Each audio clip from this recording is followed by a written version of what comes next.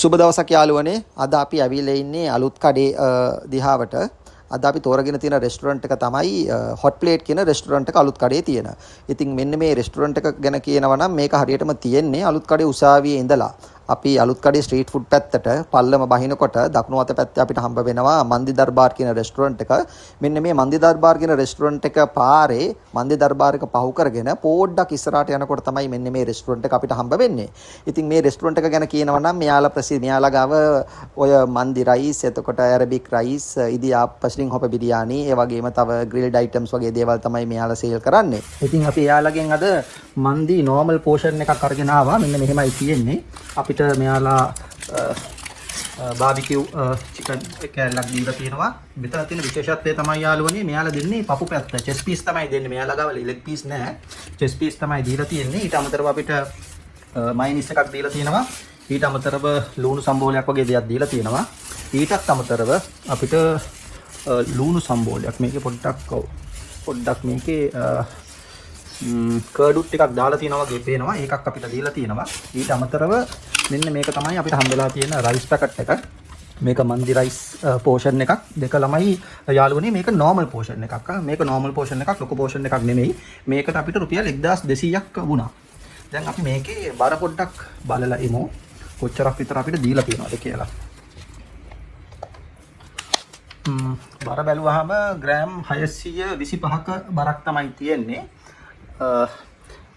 ඊට පස්සේ මේ චිකන් එකේ බරත් අපි බලමු. බාබිකියු චිකන් කෑල්ල ග්‍රෑම් 234ක් වගේ තමයි වුනේ.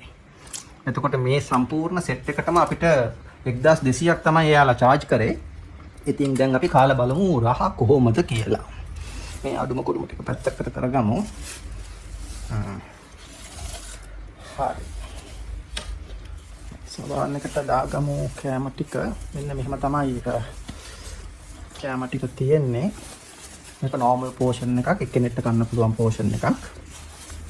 ඊට අමතරව barbecue piece එක මෙන්න මෙහෙමයි තියෙන්නේ.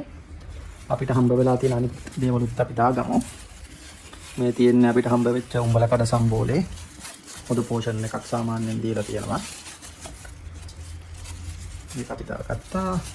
ඊට අමතරව අපිට යාලා දීලා තියෙනවා පොඩි මයිනිස් එකක්. ඒකත් අපි පැත්තකින් දාගමු. මේකත් පොඩ්ඩක් හොඳටම දීලා තියෙනවා. ඊට අමතරව අපිට දීලා තියෙනවා යාලා ලුණු සම්බෝලයක්. ඒකත් අපි පැත්තකින් දාගමු. හරි. එතකොට මෙන්න මෙහෙම තමයි දාලා තියෙන්නේ. කෑම ටික මෙහෙමයි තියෙන්නේ. දැන් අපි පොඩ්ඩක් රස බලමු. එහෙමනම් කොහොමද කෑම වල රස? දැන් මෙතන බැලුවහම හොඳ බාස්මති හාලක් පාවිච්චි කරලා තියෙනවා. ඊට අමතරව තව චිකන් පාර්ට්ස් වගේ දේවල් මේකට අන්තර්ගත වෙලා තියෙනවා.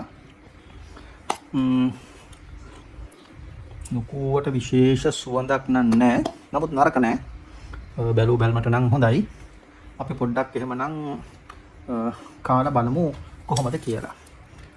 පොඩි චිකන් කෑල්ලකුත් අරගෙන එයාලගේ ලුණු සම්බෝලේ මේ උඹල කඩ සම්බෝලේ, ඊට පස්සේ ලුණු සම්බෝලේ, ඒ වගේම රයිතා නෙමෙයි මේක මං හිතන මයිනස් එකක්. ටික අනලා අපි කාලා බලමු ළමයි කොහොමද කියලා.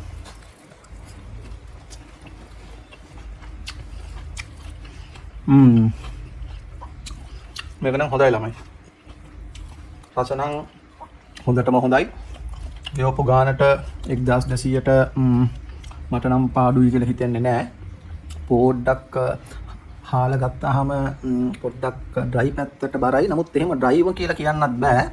සමහර ඒවා සෑහෙන තෙල් ගතියක් තියෙනවනේ. මේක එහෙටත් නැහැ මෙහෙටත් නැහැ. සාමාන්‍යයෙන් මධ්‍යස්ථයි. මම කැමති මේ තියෙන විදිහට. ඊට අමතරව මෙතන විශේෂ දෙයක් තමයි යාලා දෙන්නේ චිකන් chest piece. දැන් වෙන තැන් වලට ගියාම අපිට ලෙග් පීස් උත් හම්බ වෙනවනේ. මෙතන කවුරු ගියත් මොන වෙලාවෙ ගියත් කොහොම ගියත් එයාලට හම්බ වෙනවා chest piece. එතකොට ඒක නිසා chest piece හැමෝටම හම්බ වෙනවා. ඒක විශේෂ දෙයක්. ඉතින් චිකන් එකත් පොඩි කෑල්ලක් නෙමෙයි. ඔයාලට පේනව ඇති ඉතාමත් ලොකු තඩි කෑල්ලක් හම්බ වෙනවා. ඉතින් එච්චරයි එහෙනම් කියන්න තියෙන්නේ. කෑම එක නම් හොඳයි, රසයි. අඩුපාඩුවක් කියන්නේ නැහැ. ගෙවපු ගානට වටිනවා කියලා තමයි මට කියන්න තියෙන්නේ.